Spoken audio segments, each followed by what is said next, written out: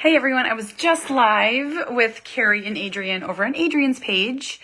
I had meant to do a live all day long, but it didn't work out because we had a visit to a bakery. We had 2 baseball games, so that took up my precious time. But I wanted to do a live all day about this huge win we had yesterday and then tell you about, I would say, a tough lesson that I learned today that I think it's really important to share with parents who have a child with a disability and other kids as well. Hi, Robin. Hey, Kelly. Hello. I just was over on Adrian's page and I talked about myself when Cooper was 6 and what that looked like. Carrie talked about when her son Jack was 12, and Adrian spoke about when Amos was 3 and what all that looked like. So if you go watch that live when you have a moment. Okay, let me tell you about a huge win. So my son Cooper communicates with a speech device. So he is technically nonverbal, non-speaking, and he uses a speech device. So basically he presses buttons. It looks like an iPad. He presses buttons and then it outputs speech for him. And typically it's like dinner, lunch, Christmas, birthdays, kind of things that are close to his heart. And as he's developed more into language, he has started asking me to go places. And sometimes it's realistic, sometimes it's not. So like a big one is the Amtrak. We haven't done it yet. Big one. The paper store, Target, outer space with little Einsteins. I mean, just there's so many glimpses into his world, and it's absolutely beautiful. When you have a child who has predominantly not spoke or shared a glimpse into their life and you get it, you're like, yep, we're going to have a Dora Christmas party. Yep, we're going to figure out how to see Mater from Cars. So it's fun. I feel very lucky. And he also uses movie clips. So he'll tell me things. Oh, this happened yesterday. No lie. After we went to the train station, he patted me on the shoulder and he pressed play on his iPad, and it was Sid the Science Kid saying, "Thank you, thank you, thank you." He was telling me thank you. So wonderful. Communication can come in a million different ways. It does not have to be speech. So he has been asking me to go to the Lake Superior Railroad Museum, which is his favorite place. But it's about 2 hours and 30 minutes from our house. We're in school right now. We have 4 kids. It is really hard to get to that museum. And the thing is, I know he really only wants to spend like 30 minutes, if even that. So that's a long drive for 30 minutes. And I'm all for, entering his world, but, real life. So I found, we live in the Twin Cities, and there is the Twin Cities Model Railroad Museum, which we've went to numerous times. There is the Jackson Street Roundhouse, which we went to numerous times. He wanted to go somewhere new. So I Googled and found this place called the Hennepin Overland Railway Historical Society. And it's in Minneapolis. So, and of course it's open like just obscure times. It's only open 2 days a week from 1 to 4 during my daughter's nap time, during every hockey game. Like, this is so hard. So he wanted to go. Just for context, because I like to be really super honest with you, bringing him brand new places can be really intimidating. I don't know if it's going to be loud. I don't know if it's going to be dangerous. I don't know what it looks like. I don't know the busy times. We've had some hard years with hard moments, and I never shy away from sharing. That affects us parents. It makes us cautious. It makes us nervous. That's real. So he has made such huge progress. I just said this on the last video I was on. Ages 10 to 12, Cooper has just blossomed. And we haven't had any aggression in years. We haven't had any eloping in years. We haven't had any real self-injuring in years. I'm just so proud of him and how he's settled into this world and starting to understand, and I'm proud of him. He works so hard. I just want to say that. So I had me and my Cooper and my 2-year-old daughter yesterday, and I will be honest. Again, I want to just throw the honest at you. When I go into the community, this is true. Cooper needs my full attention. Even with the amazing progress he's made, he needs motivation, encouragement, redirecting, hand-holding, deep hugs to kind of keep him safe. It's a lot. He's made so much progress. It's a lot, right? Well, the only way we could go yesterday is if I brought my 2-year-old. And she's so easy. She's so easygoing and loves Cooper and is happy to do anything. So off we went. Packed up the stroller, packed up snacks and drinks and iPads and hotspots, and off we went. It was about a 30-minute drive into Minneapolis. I didn't really know. I had obviously directions, but I didn't know really fully where we were going. I knew it honestly is kind of a dicey neighborhood. I knew that. And I'm like, we're going. And my super easy little girl whined the whole way. And I was like, Winnie, what's wrong? And she's like, my tummy hurts. And I was like, does it hurt? Like, I believe her, but like, I was like, honey, I'm in the middle of driving. I can't help you right now. And she's like, okay. I was like, do you want some water? Do you want a snack? Pretty typical. So off we went. And I'll tell you, Cooper was like this. He does not, and I know you're going to say, will he wear noise canceling headphones? No, he will not. So it's another mountain he has to overcome, right? So he was like, and he was like pointing at Winnie, like that's his tattling, like not like she's not sitting right here and I can hear her, right? And I was like, buddy, Winnie's tummy hurts. She's really working hard to be here. And he's like, okay. So off we went. So we get there, and it was in a rough neighborhood. And, 5% of me was like, oh gosh, here we go. So I got out, and Cooper's first reaction is to just go. One of the huge parts of progress that he's made is I would like stay in the car until I come and get you. You guys, for years, we couldn't go anywhere because the second the car stopped, and thank goodness for child locks, but if for whatever reason that didn't work, he was gone. He would bolt. We're past that. He's doing so good, right? So I got Winnie loaded up in the stroller, and then I went and got him. And I always say this sentence, and if this makes sense to you, it does. You don't put Cooper on ice, meaning we're going to have our best success if we know exactly what we're doing. You cannot hesitate. If you get that, you get that. So we're walking, and I go to this door that I think is the entrance, and it's locked. Like, it's not the door. And like, I can see him like instantly tensing. Anxiety, autism, whatever it is. And I'm like, hey, we're okay. I'm like, we're going to go to that door. Like, that door looks really good, right? And he's like, so it's like not a handicap accessible building. This building is like 400 years old.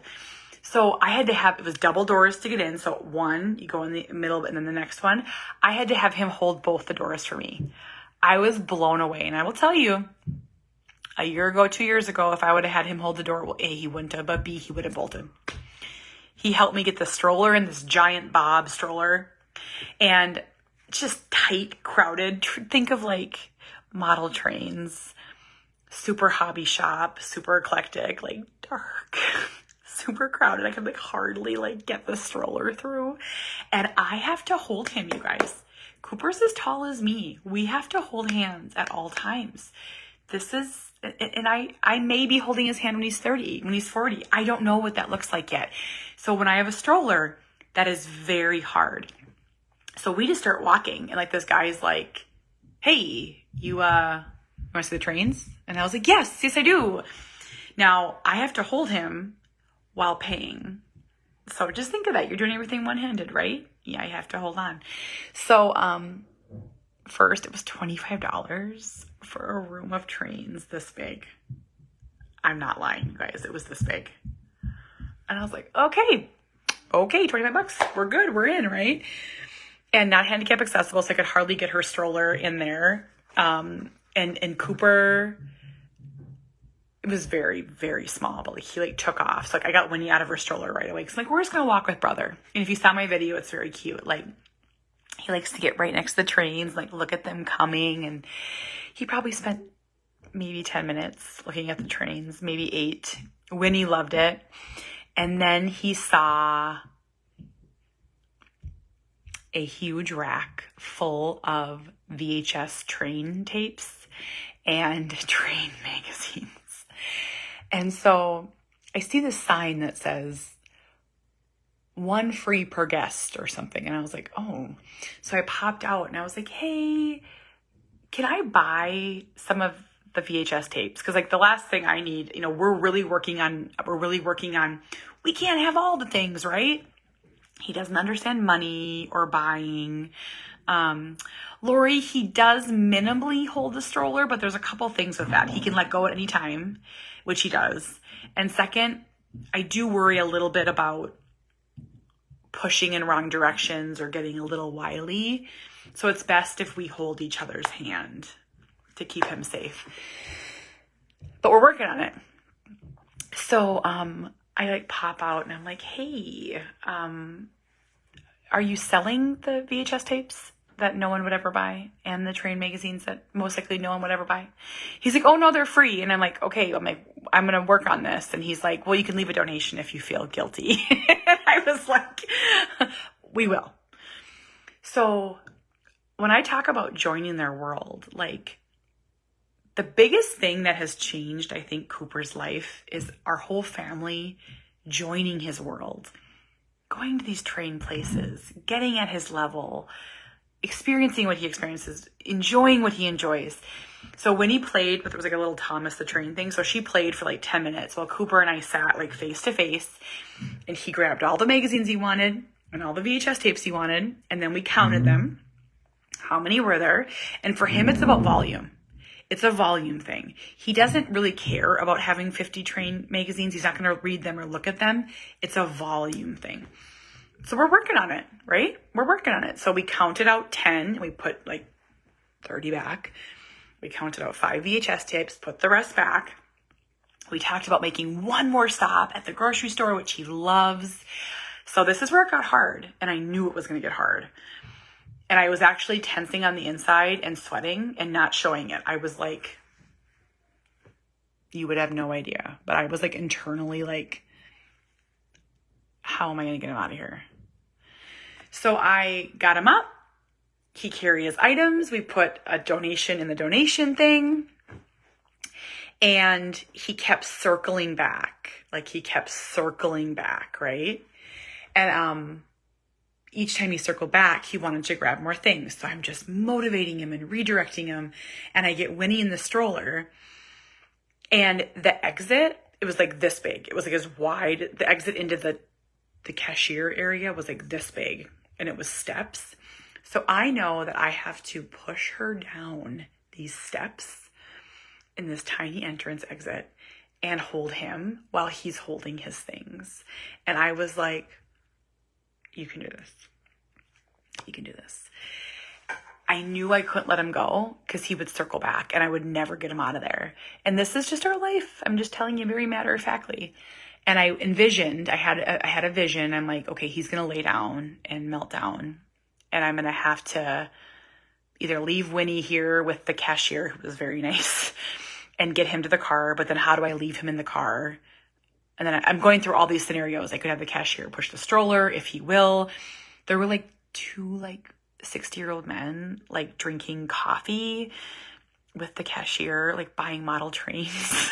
Like they were like so happy. And like it was not a helpful crew, but I guess I wouldn't expect it to be a helpful crew. He did it. I was so nervous. And then we had to go through the double doors. He held both doors for me. When we got to the car, I was like, It was high stress. It was, and maybe it doesn't sound stressful and I'm telling it calmly, but please know that like any moment I'm like, this kid that is the same size as me is going to throw down. And what am I going to do? He did it. He did it. I'm so proud of him. And we actually drove right to the grocery store and we got strawberries and chicken nuggets and grapes. And I've never brought him and Winnie to the store. Because like I just said in the last live, when I'm there, we're teaching, we're working, we're practicing. And Winnie came with us. And I think this is funny and just a glimpse into our life. So this grocery store is kind of bougie. It's called Kowalski's. It's very fancy. And you don't bring carts out. They push your groceries out for you. So my goal is to always just have enough groceries that I can carry myself because I'm so socially awkward that I don't want to talk to anybody because I'm so awkward. So basically you give them your cart and they check all the stuff out and you stand on the other side. Well, I have to hold Cooper. So no lie, if you see us at a grocery store and he's doing great, we had to wait in line. We go right up to where you put your cart in and he puts his hands down and I put my hands on top of him and I kind of hug him and he watches the groceries be scanned and he likes to watch them being bagged. So there's no possible way that I would have been able to manage Winnie running around and him. So I said to the cashier, I'm like, do you care if Winnie stays in the cart, my daughter? And she's like, no problem at all. So like I'm here and Winnie's so easy. She's like in the cart with the cashier. She's like handing the cashier items. And then she like comes out the other side. And I just was laughing so hard because it's like the difference in children, right? So we had 4 bags and I was like, oh crap, like how am I gonna do this? Cooper carried 3 bags. Like if you saw my video, like he loves carrying the bags now. It's so awesome. So I carried Winnie in 1 bag. He carried 3 bags. I had wanted to stop at Starbucks, but I knew it wasn't a possibility because we had so many wins. When we got home, he carried all the groceries in. This is just like a glimpse into like, yeah, it's not hitting a home run. It's not driving a car, but it's unbelievable. He carries the groceries in and he puts them away. You guys, I remember days when he didn't even know what groceries were. We couldn't go to stores. We couldn't, and he may not always like put them like in the right spots. Like so this morning I had to like search for some things. Oh my gosh, it's so great though. He understands cold, he understands frozen.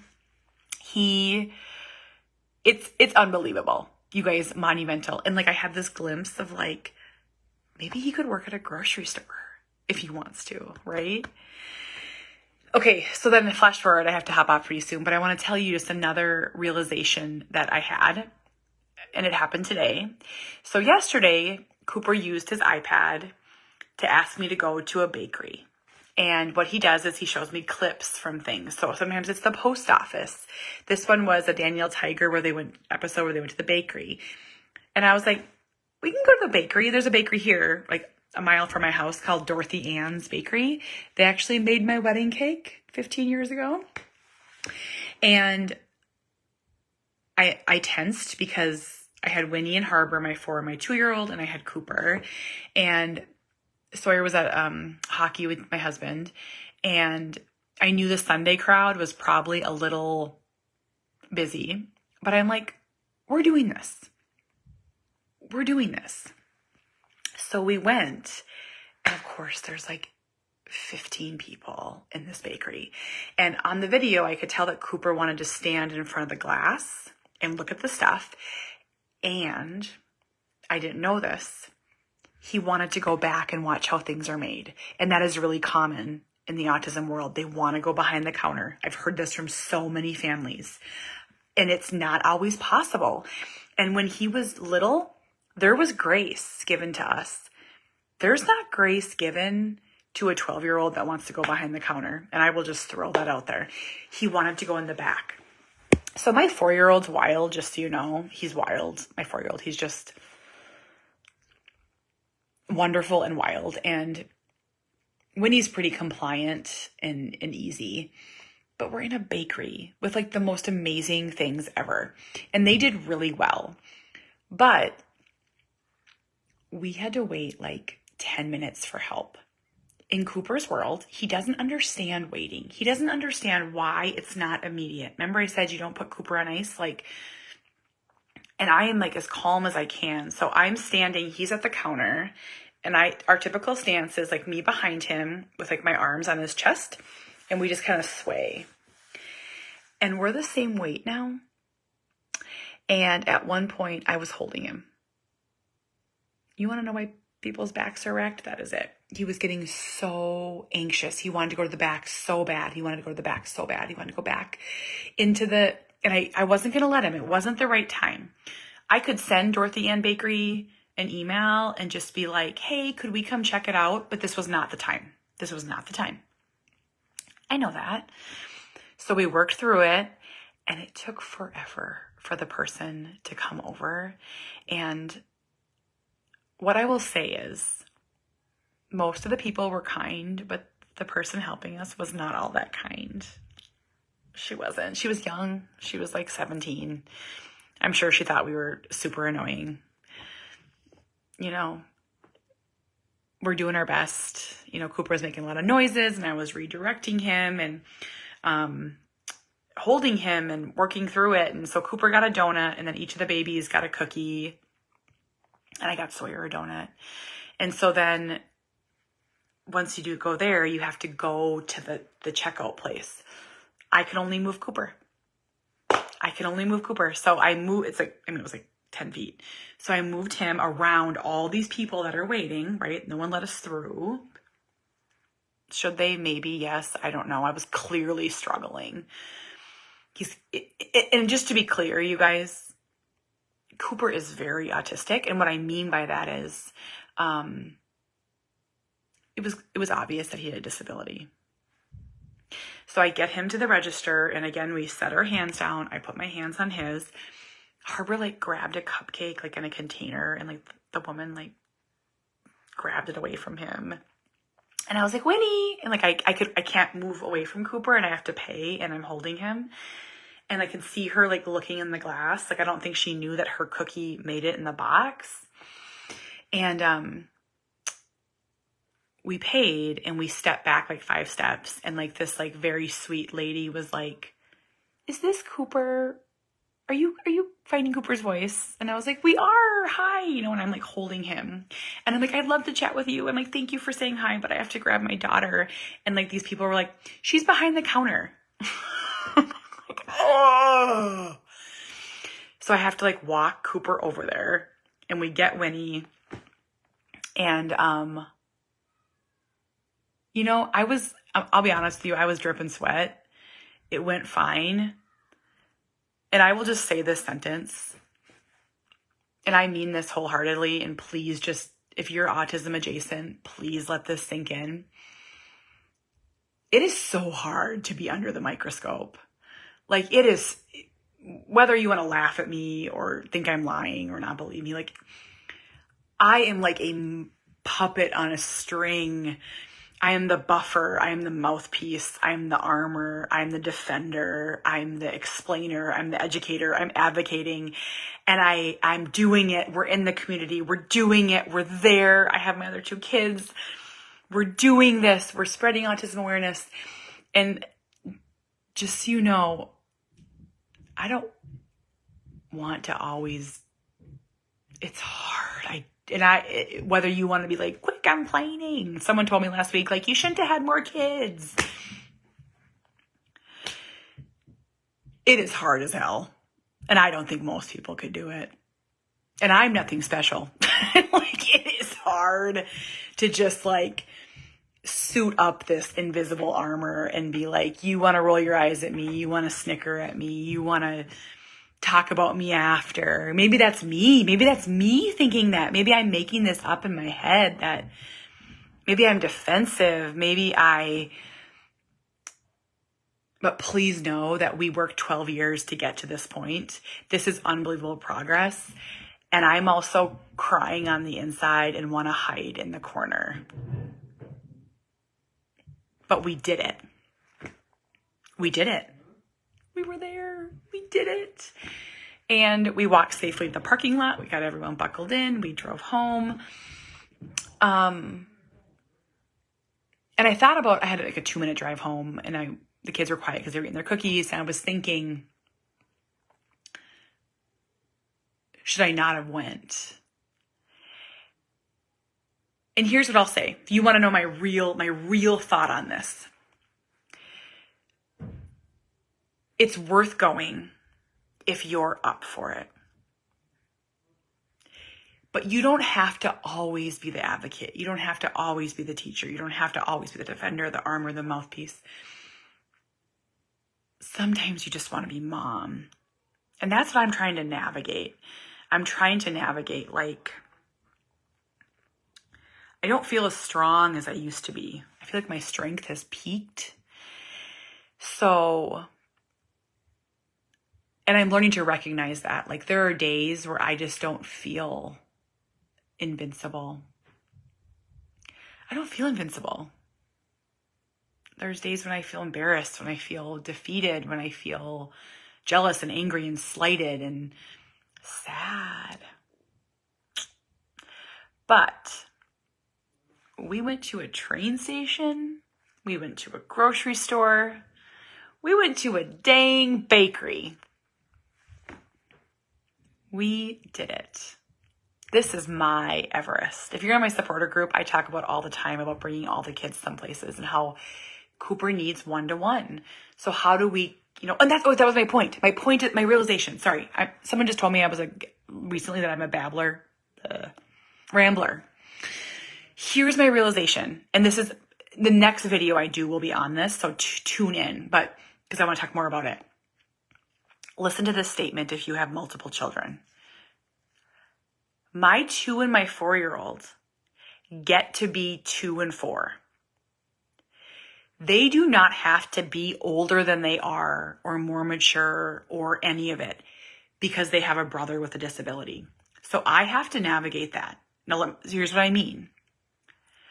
I cannot in any way be mad or frustrated with my beautiful, perfect, wonderful 2-year-old and 4-year-old for being so excited about cookies and touching the glass and jumping up and down. And because they're 2 and 4. And there's this thing that happens when you have other children that you almost expect them subconsciously to be better. Sawyer gets to be 10. Harbor gets to be 4. Winnie gets to be 2.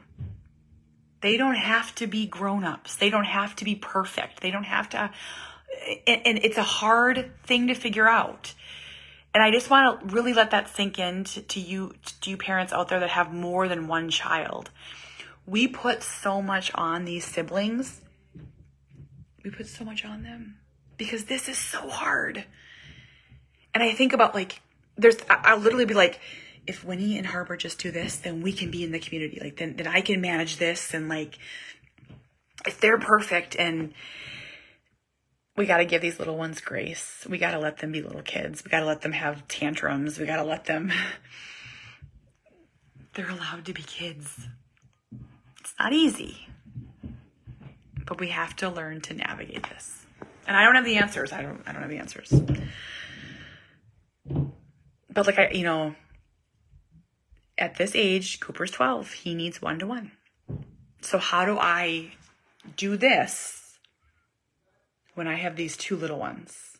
I don't know yet. I'm trying to figure it out. I think I'm doing good. Okay, I'm going to go. I'm going to head upstairs, get kids to bed. We have school tomorrow. Cooper's actually home. He doesn't have school tomorrow. So we're going to go to a bookstore and sign some books. He wants to go to the bookstore tomorrow, and they have 2 copies of my books. So we're going to go sign them. So Cooper's going to sign them. He's very excited. So stay tuned. If you're local to Minnesota, maybe you could get a book signed by Cooper. And then I'm actually having a girls' night tomorrow night. I'm going with my 2 dear friends that I've been friends with since elementary school. And we're going to go do an escape room and stay in a hotel. And I am so excited. I'm having mom guilt, but I'm doing it. I can't wait. I need to just... Life is hard now. And lastly, come join my supporter group. Please, please, please. It's my favorite place on the internet. We talk about all the things. I'll share a link when I'm done. So come join. Okay. Bye, everyone.